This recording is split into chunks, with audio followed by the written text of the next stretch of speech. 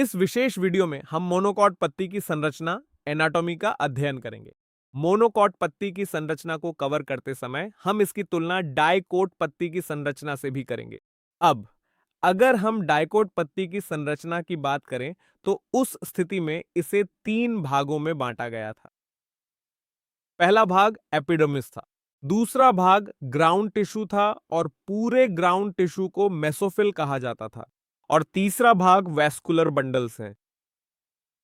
तो ये तीनों भाग मोनोकॉट पत्ती में भी मौजूद होते हैं, लेकिन इनमें कुछ अंतर होते हैं जिन्हें हम उजागर करेंगे।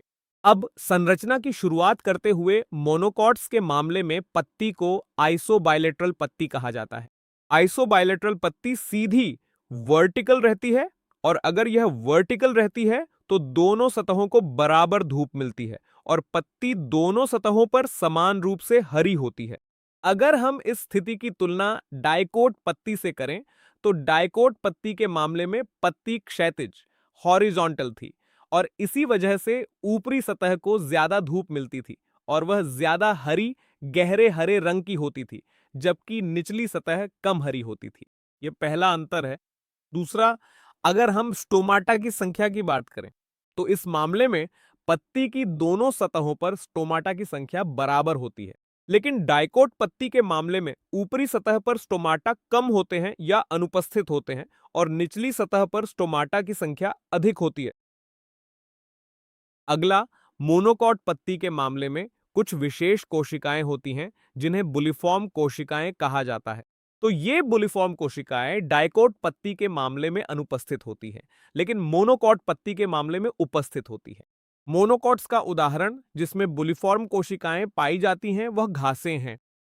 अब ये बुलिफॉर्म कोशिकाएं वास्तव में एडैक्सियल एपिडर्मल कोशिकाएं होती हैं। तो एडैक्सियल सतह ऊपरी सतह होती है। अब ये एपिडर्मल कोशिकाएं जो नसों के साथ होती हैं, ये बुलिफॉर्म कोशिकाओं में परिवर्तित हो जाती हैं और ये बड़ी, खाली और रंगहीन होती है।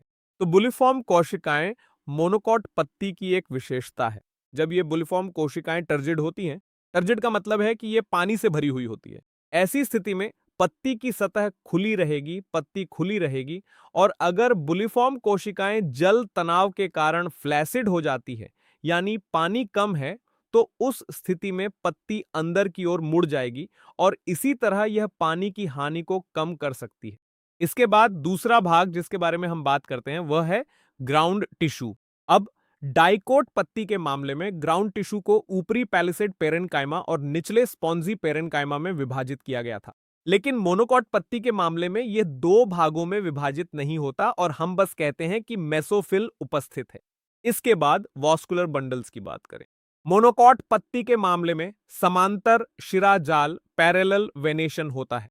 तो अगर समांतर शिराजाल पैरेलल वेनेशन है तो वॉस्कुलर बंडल्स का आकार लगभग समान होगा। मुख्य शिराओं के मामले में कुछ अंतर होगा, अन्यथा यह लगभग समान ही रहेगा। लेकिन अगर हम डाइकोट पत्ती में इस स्थिति की बात करें तो डाइकोट पत्ती में जालीनुमा शिराजाल रेटिकुलेट वेनेशन होता है, और इसी वजह से मोटी शिराओं में बड़े वास्कुलर बंडल्स होते हैं और पतली शिराओं में छोटे वास्कुलर बंडल्स होते हैं। लेकिन इस मामले में यह लगभग समान ही रहेगा। अगला, अगर हम इस विशेष चित्र को देखें तो ऊपर वाला भाग एडैक्सियल एपिडर्मिस है जिसके बारे में हमने बात की थी। नीचे वाला भाग एबैक्सियल एपिडर्मिस होगा। इस विशेष मामले में सभी ग्राउंड टिश्यू को मेसोफिल कहा जाएगा। वॉस्कुलर बंडल्स वही होंगे जैसे डाइकोट पत्ती में थे, यानी वॉस्कुलर बंडल्स संयुग्मित कंज्वाइंड होंगे।